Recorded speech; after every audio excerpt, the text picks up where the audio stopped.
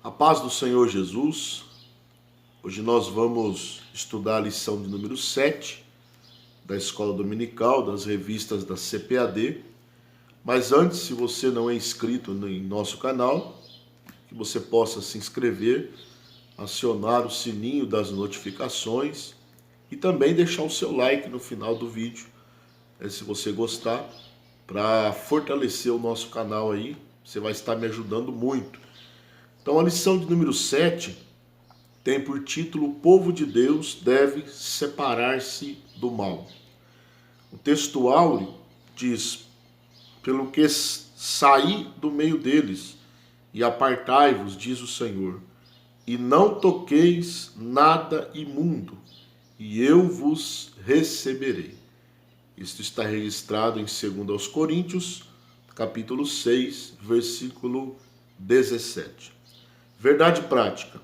O mundanismo na igreja corrompe os bons costumes e extingue a santidade. Então nós vamos falar hoje da separação do povo de Deus, das coisas que não agradam ao Senhor. É isso que nós vamos falar nesta lição.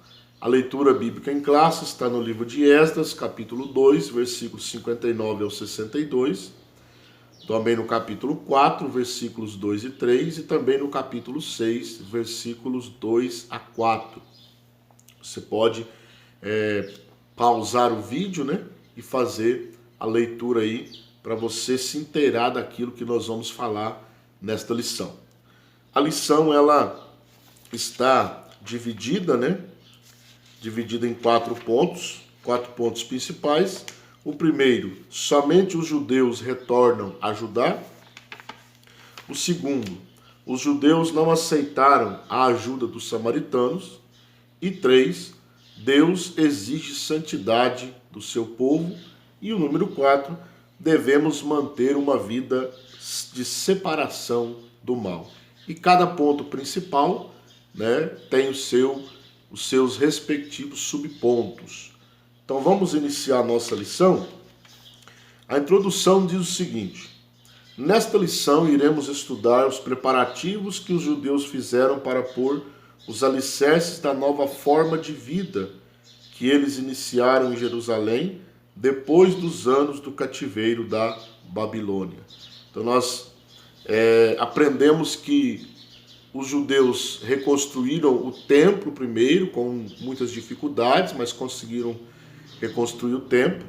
Depois, Neemias reconstrói os muros de Jerusalém, e agora eles vão começar a reconstruir, vamos dizer assim, a forma de vida na cidade de Jerusalém. Então eles vão começar a estruturar a sociedade judeia, ou judaica, na Jerusalém restaurada.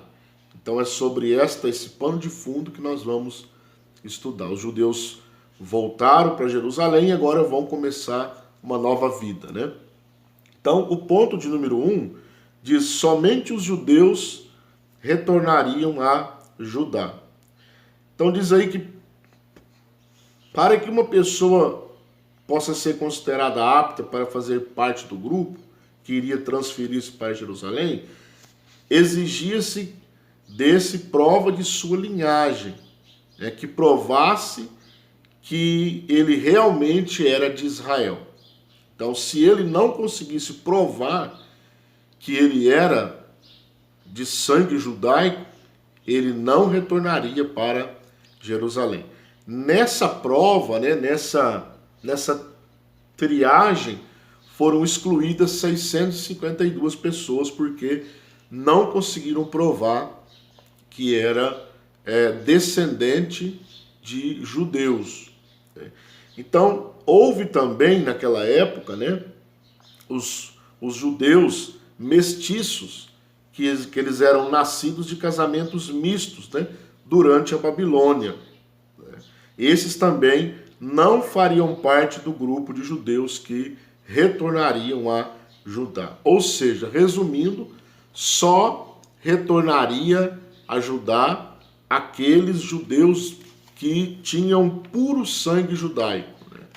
Então, aqueles que não conseguiram provar que eram judeus não poderiam retornar, e também aqueles que eram filhos de casamentos mistos, né, de judeus com pessoas da Babilônia, também não poderiam retornar porque não eram judeus, né, de sangue, judeus puros, né? Não eram puros, então não poderiam retornar. Aqui nós já podemos fazer uma aplicação para nós, né? Que o povo de Deus, os judeus aqui, eles representam o povo de Deus. O povo de Deus, ele deve ser puro, né? Não deve haver misturas no povo de Deus.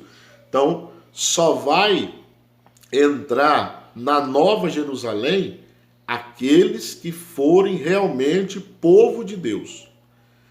E quem vai fazer essa triagem? O próprio Deus.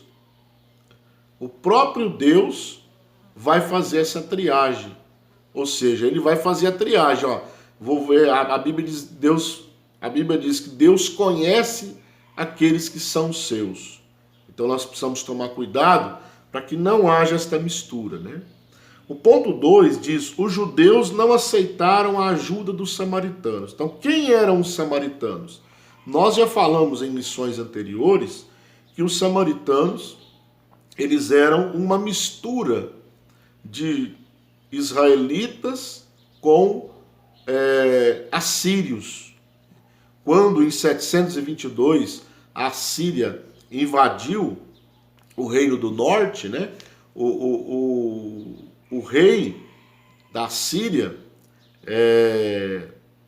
na época Sargão II, eles tinham o costume de misturar os povos, né? Então eles pegaram alguns assírios e transportaram para o reino do norte. E ali eles começaram a se misturar. Então os samaritanos são um povo misturado. Então no subtópico 2, eles oferecem a cooperação, né, ali para os judeus. Então, quando os judeus começaram a construção do templo lá atrás, os samaritanos ofereceram-se para cooperar, né? Igualmente, quando a construção dos muros, eles também ofereceram, mas tanto numa ocasião quanto na outra ocasião, os judeus rejeitaram a ajuda dos samaritanos, né? Essa atitude, diz o pastor Eurico Bergs aqui no seu escrito, né, é bíblica, pois a Bíblia manda que nós devemos nos afastar daqueles que não têm a mesma doutrina. Aqui nós precisamos fazer uma observação, né? Essa expressão do pastor Eurico Bergstein parece um tanto forte, né? Nós devemos nos afastar daqueles que têm a mesma doutrina. Hoje, né? Hoje nós vivemos em um mundo que não é o mundo de Neemias, não é o mundo de Esdras, não é o mundo de Judá, né, após o cativeiro da Babilônia. Então hoje nós aqui, né, não vivemos com samaritanos, né? O que fica para nós hoje é o princípio da não mistura, né? Não é que você tem que você não pode ter contato com alguém que não tem a mesma doutrina do que você. Até porque hoje existem muitas religiões e numa empresa de 200 funcionários, né, vamos dar um exemplo aí, você tem ali pelo menos 5, 6 pessoas, 5, 6 classes, né, de crenças diferentes. E aí você trabalha com pessoas que são católicos, né, com pessoas que são testemunhas de Jeová, com pessoas espíritas, né? Não é que você precisa se afastar dessas pessoas, tá? Né? O que nós precisamos ter cuidado é não misturar a nossa doutrina, aquilo que a gente crê. Mas você pode, aí a gente chama a Bíblia, né? A Bíblia chama de comunhão. Se alguém não traz a mesma doutrina do que você, você não deve ter comunhão com ele. Comunhão é comungar, é ter tudo, é ter em comum, é ter o pensamento em comum. Então nós precisamos respeitar a opinião das pessoas, né? Cada um, nós estamos no Brasil nós temos liberdade de crença, então cada um pode crer naquilo que ele quiser e até não crer em nada. A Constituição nos dá esse direito. O princípio aqui é não comungar com a doutrina, né? Que você entende que não é a doutrina bíblica. Tá? Mas nós devemos respeitar a opinião das pessoas, né? Cada um pensa de um jeito. O tópico 3 diz: os samaritanos procuram aparentar-se com os judeus. Então eles casaram, né, com as filhas dos judeus, deram filhos aos judeus em casamento. Isso era proibido. Muitos judeus caíram nesta armadilha. Está lá em Esdras capítulo 9, versículo 1 e 2. Caíram nesta armadilha. Caíram e se casaram com... misturaram, né, samaritanos com judeus. O apóstolo Paulo, ele escreve aos Coríntios e ele diz o seguinte, que nós, os cristãos, né, que têm a doutrina de Cristo, não devem se aliar, né, a um jugo desigual. Não deve se pôr em jugo desigual. Né? O jugo desigual que Paulo diz era a questão de um cristão se unir, né, com uma pessoa que não traz a mesma doutrina dele. Então, nós não é por orgulho, não é por racismo, não. Nós não somos, não é por homofobia, né? Os cristãos não são racistas, não são homofóbicos, né? Simplesmente nós não, né, nos casamos, os nossos filhos, né, geralmente não se casam com pessoas que têm outra doutrina, até para evitar problema. Né? Até para evitar problema. Por quê? Porque são duas cabeças com crenças diferentes. Né? Isso pode dar um conflito muito grande no casamento e até desfazer o casamento. Então, por isso Paulo recomenda: não vos prendais a um jugo desigual com os infiéis. O subtópico 4 diz: os samaritanos tornam-se inimigos dos judeus. Né? Então, quando eles viram que eles não receberam apoio dos judeus, os judeus não quiseram misturar com eles, tal, aí eles mostraram a garra, né? Vamos dizer assim. Aí eles mostraram que, na verdade, quando eles perderam a posição ali na região, eles começaram a invejar os judeus. Na verdade, o que eles queriam não era amizade com os judeus, não era paz, não, eles queriam manter a posição, né? Nós aprendemos numa lição anterior que quando Nabucodonosor levou cativos os judeus, os samaritanos tomaram posse da terra. Então ali eles estavam na posição superior, né? E agora eles perderam essa posição. Então eles queriam se aparentar com os judeus, queriam fazer amizade com os judeus, para não perder essa posição. Quando eles viram que os judeus não aceitaram, eles então mostraram a verdadeira intenção deles. Então eles tiveram inveja dos samaritanos, né? Na letra B diz que os samaritanos imaginaram que, se conseguisse associar com os judeus, gozariam do mesmo privilégio que eles. Então esta era a motivação deles, né? A motivação deles era esta: ter o mesmo prestígio do que os judeus. Então, esse tópico de número 2, nós vimos que os samaritanos, eles procuraram se infiltrar no meio do povo de Israel, mas eles da nação de Judá, né? Mas eles não aceitaram, né? Porque eles sabiam que o judeu, eles não tinham aceitado nem quem não conseguiu provar que era judeu, e imagine quem já é comprovadamente não judeu, né? Então eles não aceitaram os samaritanos. Vamos para o tópico 3 agora, que diz o seguinte: Deus exige santidade do seu povo. Subtópico 1. retornando do cativeiro, Israel separou-se do mal. Então eles separaram. Nós já vimos isso aqui. Quando eles voltaram, eles não quiseram mistura. Eles tinham aprendido que a idolatria é pecado, Foi um dos motivos pelos quais eles foram para a Babilônia, E aí eles aprenderam, então eles não quiseram mais misturar com o mal, para não ter mais o risco de cair na idolatria novamente. Então diz aí que quando Josué se preparou para passar o Jordão, ele disse ao povo, no subtópico 2, santificai-vos, porque amanhã fará o Senhor maravilhas no meio de vós. Aí nós vemos mais uma vez a exigência de Deus, quando o povo ia atravessar o Jordão, quando Josué estava conquistando a terra prometida, Deus fala, santificai-vos. Até o diagramador da revista coloca santificai-vos com letra maiúscula aqui, para deixar bem uma ênfase, bem forte. Santificai-vos, porque amanhã fará o Senhor maravilhas no meio de vós. O número 3 diz, o anjo do Senhor visita o acampamento israelita. Então, quando Josué iniciou a conquista de Canaã, ele recebe a visita do anjo do Senhor.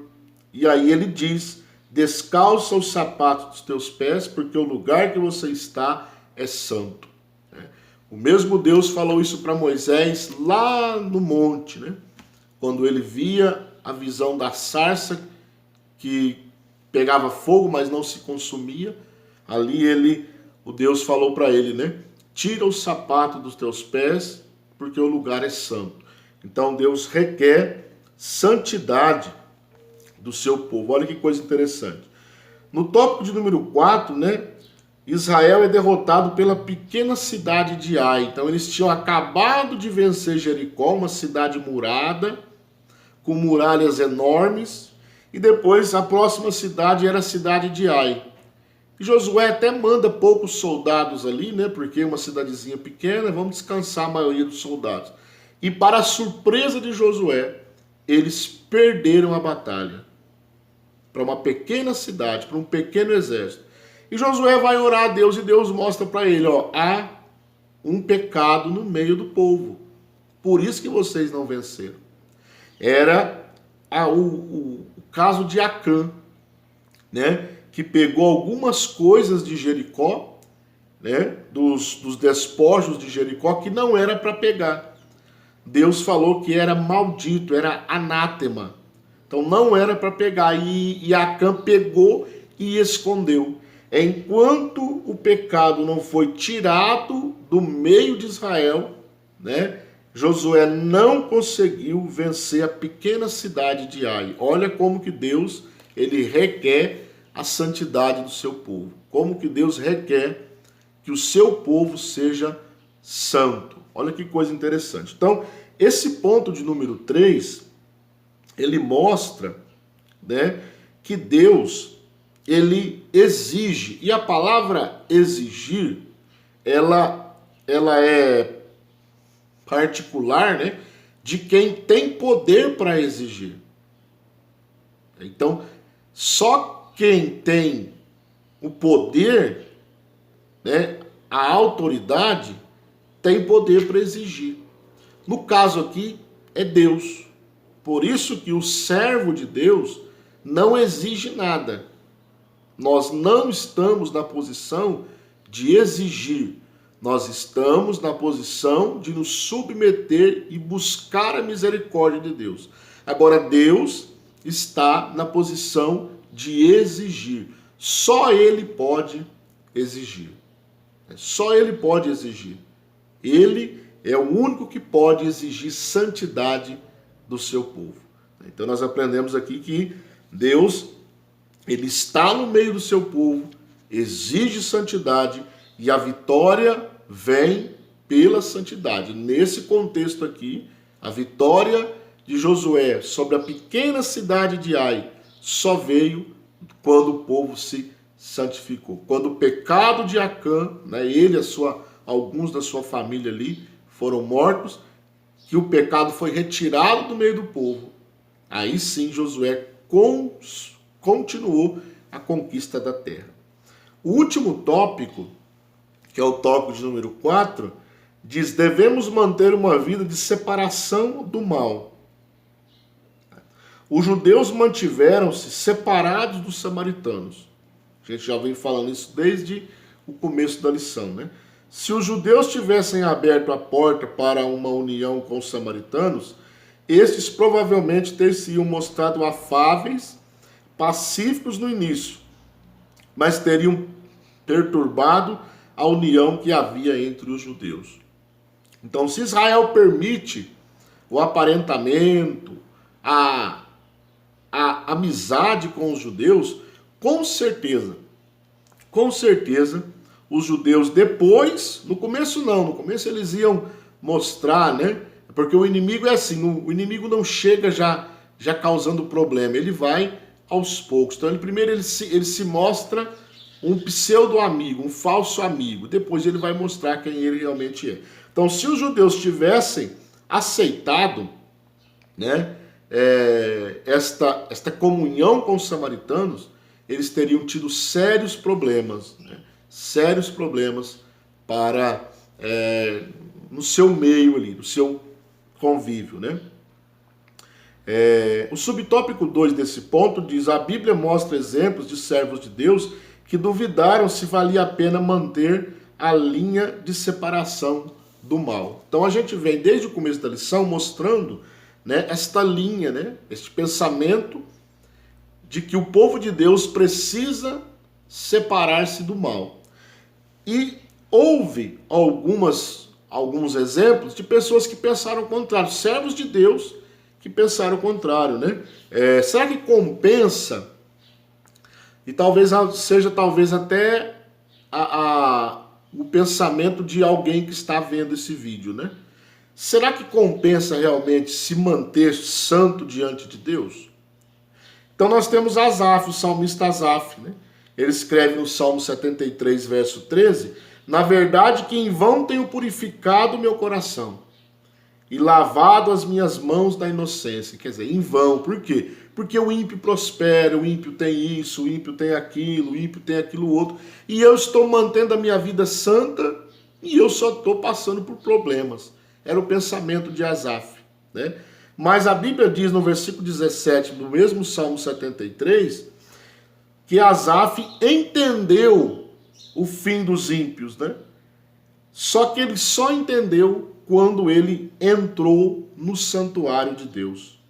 Diz o versículo: até que entrei no santuário de Deus, então entendi o fim deles. Então, quando Asaf começou a ter uma comunhão mais íntima com Deus, ele entendeu: vale a pena servir a Deus. Eu estou passando por problema, o ímpio parece que está bem, parece que está ficando cada vez mais rico, né? Sua família não tem problema, mas eu entendo que o fim deles não vai ser o fim daquele que serve a Deus. Então, vale a pena servir a Deus. Na letra B, né, nós temos que Malaquias, ele responde, né, aos judeus que diziam, alguns judeus na época de Malaquias diziam assim, ó: é inútil servir ao Senhor. É inútil servir ao Senhor. Malaquias responde que não era inútil, porque há um memorial escrito diante dele, para os que o temem ao Senhor e para os que se lembram do seu nome. Então Malaquias está dizendo, ó, não é inútil servir a Deus. Sabe por quê? Tudo que vocês fazem, estão servindo a Deus, está em memória diante de Deus. Está sendo lembrado diante de Deus. Olha que coisa interessante. Está lembrado diante de Deus. Não é em vão. Não é em vão. Né? O que vocês estão fazendo está num memorial. Então eu quero aplicar esta palavra à sua vida, né? Não é inútil servir a Deus. Não pense assim. Compensa. Servir a Deus, às vezes, nos coloca em apertos, porque nós estamos vivendo na contramão do mundo, na contramão da sociedade, na contramão dos princípios mundanos. Os nossos princípios bíblicos, né, entram em choque com os princípios mundanos. Porém, vale a pena, continue até o final, porque há um memorial diante de Deus de tudo aquilo que o justo faz, de tudo aquilo que o justo é. O tópico 3, subtópico 3, diz: devemos viver conforme a vontade do Senhor. Então, Deus nos chamou para isso. Né? Lá na primeira epístola de Pedro, capítulo 4, versículo 2, diz: para que no tempo que vos resta na carne, não vivais mais segundo as concupiscências dos homens, mas segundo a vontade de Deus. Tá? Ó, para que no tempo que vos resta na carne, não vivais mais segundo as concupiscências dos homens, mas segundo a vontade de Deus. Paulo escreve também aos Tessalonicenses, capítulo 4, versículo 3, ele diz: esta é a vontade de Deus, a vossa santificação. Então Deus, a vontade do Senhor é a nossa santificação. E para encerrar, o tópico de número 4, subtópico 4 diz: bênçãos acompanham os que vivem conforme a vontade de Deus. Então, olha que coisa interessante, ó. Deus garante aos que assim vivem plena vitória contra os ataques de Satanás. Deus não vai te livrar dos ataques de Satanás. Muitas vezes não. Mas ele vai te dar vitória nesses ataques, né? Vai te dar crescimento espiritual. O seu crescimento espiritual vai estar garantido. Tá? E o Espírito Santo vai ter plena liberdade para atuar na sua vida. E acima de tudo, aqueles que vivem segundo a vontade de Deus estão preparados para o arrebatamento, que é o mais importante. Preparados para o arrebatamento. Você está preparado para o arrebatamento? Então, aqueles que acompanham, as bênçãos que acompanham, aqueles que fazem a vontade de Deus, uma delas é que você estará preparado para o arrebatamento. Então, recapitulando a lição de uma forma geral, Deus, ele exige que o seu povo viva separado do mal. Apliquemos essa lição na nossa vida, né? Não nos misturemos com os princípios mundanos, com as ideologias mundanas. Vamos continuar firmes no propósito da santificação, da leitura da Escritura, da oração, para que Deus possa nos abençoar. Eu espero que esta lição, né, sirva de bênção para a sua vida, sirva de enlevo espiritual para você. E, mais uma vez, se você gostou, deixa o seu like aí para nos ajudar, né? Não é inscrito no canal, inscreva-se, acione o sininho das notificações para que você possa ser notificado de novos vídeos aqui. Que Deus te abençoe, em nome de Jesus, e até a próxima aula.